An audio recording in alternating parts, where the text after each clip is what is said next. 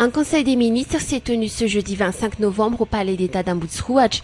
Le président de la Haute Autorité de la Transition, Andji Radzuiln, a saisi cette occasion pour remercier le gouvernement sur les efforts notoires qu'il a déployés en ce qui lui concerne dans les préparatifs, l'organisation et la tenue du référendum constitutionnel du mercredi 17 novembre 2010 dernier, scrutin référendaire qui s'est déroulé dans le calme dans tout le territoire national. De diverses communications et une adoption de textes ont par ailleurs fait durant ce conseil au titre de la présidence de la Haute Autorité de la Transition. Le président de la Haute Autorité de la Transition a évoqué l'imminence de la proclamation officielle des résultats définitifs du référendum constitutionnel qui a été tenu le mercredi 17 novembre dernier. Proclamation officielle qui sera marquée par une cérémonie solennelle, étant entendu qu'elle va marquer la mise en place officielle de la 4e République. Par ailleurs, le président de la Haute Autorité de la Transition a également évoqué de l'imminence de la cérémonie d'inauguration officielle de l'hôtel de ville d'Antananarivo, une cérémonie qui reste très significative et symbolique eu égard au cours de l'histoire et par rapport à la promesse présidentielle afférente qui a ainsi été réalisée. De diverses festivités vont être programmées pour le grand public pour marquer cet important cours de l'histoire de la capitale et de Madagascar. Enfin, la position finale de Madagascar vis-à-vis de la communauté internationale, notamment de la SADC, a été communiquée et adoptée dans le cadre de ce conseil. Si la SADC décide d'accompagner le processus électoral malgache, dont l'étape cruciale vient d'être marquée par la tenue du référendum constitutionnel, ses actions et autres suggestions seront favorablement accueillis. Dans le cas contraire, Madagascar va toujours avancer dans sa marche vers la mise en place de la 4e République, étant entendu que la majorité du peuple malgache a déjà décidé d'une manière démocratique, dans le cadre du récent référendum constitutionnel, d'aller dans ce sens. La communication relative à la régularisation et à l'apurement des dépenses relatives aux élections a été faite. Ainsi, il a été décidé que cette régularisation et cet apurement vont dans les meilleurs délais être faits. Quant à l'adoption de textes réglementaires au titre du ministère de la Santé publique, le projet de loi portant code de la santé a été adopté. Ainsi, ce projet de code va incessamment être soumis au Parlement de la transition pour adoption.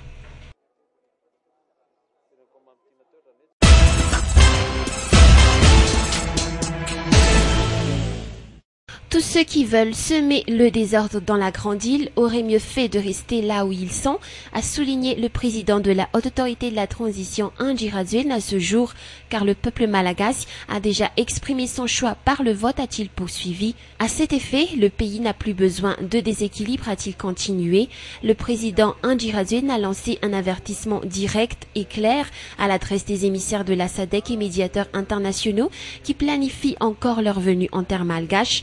D'autant plus que ce serait une perte de temps, a-t-il enchaîné, de tenir encore une fois de plus des médiations vouées à l'échec et les élections ainsi que l'engouement du peuple malagasy à aller voter en sont les preuves. Concernant le prochain remaniement gouvernemental, le président a confirmé que cela attendra la mise en place de la 4e République. Le report des communales est la preuve que les responsables sont à l'écoute du peuple malgache, a rappelé le président de la Haute Autorité de la Transition. Toutefois, Andji Radzuiln a réitéré le respect du calendrier des élections décidé lors des différentes rencontres nationales qui se sont tenues.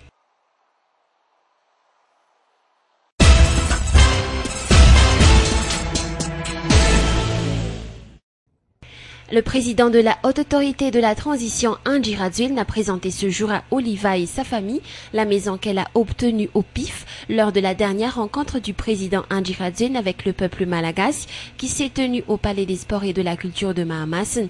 Une partie des 10 000 maisons Chanmour destinées pour Antananarivo sera érigée à Anusiala Ambujachim, mais outre Anusiala Ambujachim, d'autres maisons seront construites à la Zena Avarajan et à Betsizaren sur une étendue de 200 hectares. Les travaux ont déjà été entamés et le président de la Haute Autorité de la Transition a effectué ce jour une descente sur les lieux pour constater de visu l'avancée des réalisations à Ambujachim sur une surface de 55 hectares. Des constructions en briques seront bâties ici à Ambujachim. 3 échantillons de maisons ont été proposés à Oliva. Ce projet Chanmour s'élève jusqu'à 500 milliards d'adiages. Selon les dires du président de la Haute Autorité de la Transition, l'administration s'efforcera d'ériger des constructions dans le cadre du Chanmour chaque année pour venir en aide aux jeunes de toutes les régions de l'île. Rappelons que deux types de constructions seront bâtis dans la grande île. Le premier est de type préfabriqué et le second peut supporter les intempéries. Quant à la maison, elle est moderne, suit les normes de fabrication, mesure 7 mètres sur 8 sur une surface de 55 mètres carrés. La maison est composée de 2 pièces, d'un living, d'une salle à manger, d'une salle de bain intérieure.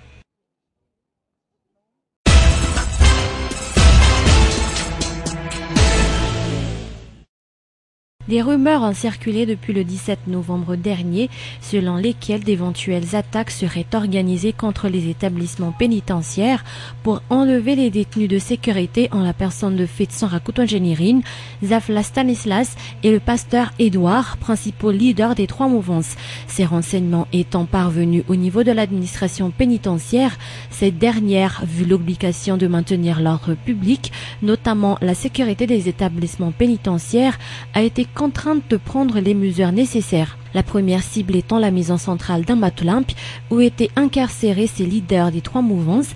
L'administration pénitentiaire a ainsi décidé de les transférer à la prison centrale de Fianarantsoa, mais les dites menaces n'ayant pas cessé, l'administration pénitentiaire a décidé de les transférer à nouveau dans un autre endroit sûr.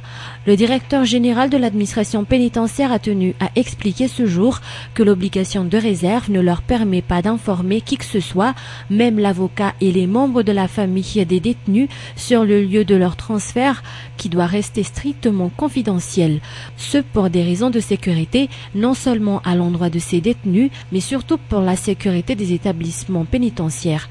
Le directeur général de l'administration pénitentiaire a toutefois tenu à souligner que durant les déplacements, les droits de ces personnes en tant que détenus ont été respectés, sauf celui de recevoir des visites. Ainsi donc, vu l'apaisement progressif de la situation, l'on sait que l'administration pénitentiaire a décidé de ramener Fetson Rakoutonjenirin, Zafla Stanislas et le pasteur Edouard à la maison centrale d'Ambatoulamp.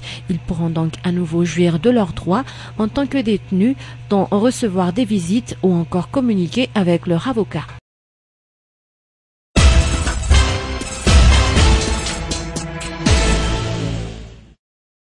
Après avoir été détenu à la prison de force de Tiafa avec Koutit et les autres, le lieutenant-colonel Rabezanj a été transféré auprès de ses collègues à Fiadanan, le tribunal ayant situé un non-lieu pour l'affaire Amboudzanak, ce qui ramène donc à 12 le nombre des officiers en garde à vue à Ankadlalan.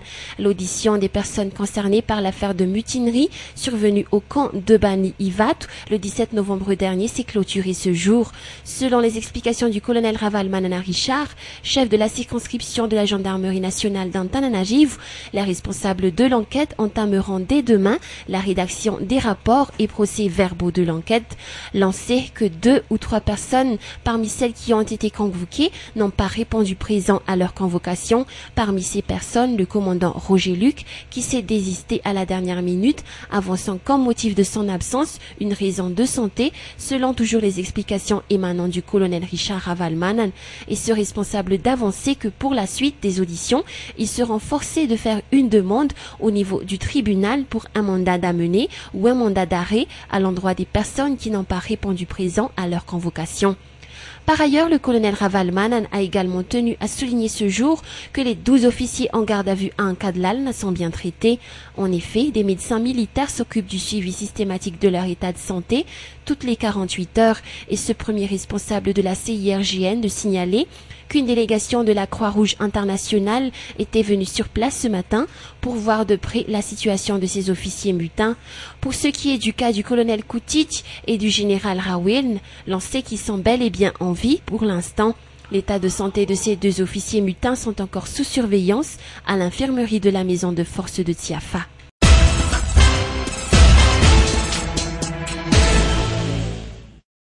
La 47e édition du Bazar de Noël, organisée par l'association internationale Wednesday Morning Group, se tiendra ce samedi 27 novembre à l'hôtel Carlton à Nousse, dès 9h.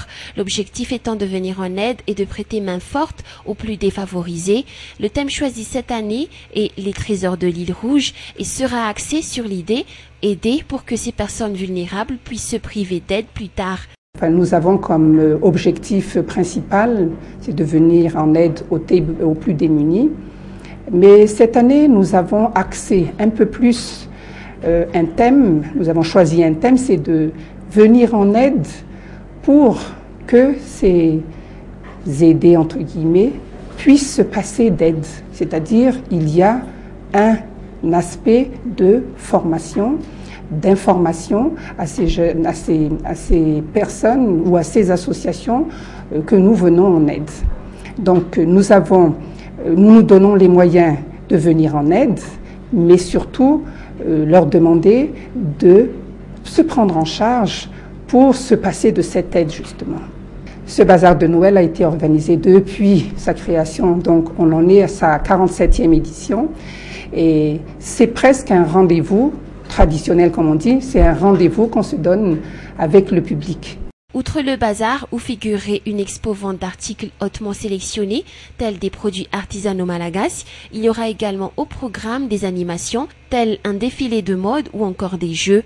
Nous avons gardé le système des enveloppes surprises parce que c'est toujours un engouement pour le public d'avoir ces enveloppes surprises, d'autant plus que chaque enveloppe est gagnante. Rappelant que forte de 47 années d'expérience, l'association Wednesday Morning Group regroupe actuellement une 60aine de membres issus d'une 20aine de pays. Leur plus grand projet était l'amélioration de l'accès à l'eau potable en ville depuis 2005, durant lequel 26 bornes fontaines ont été construites.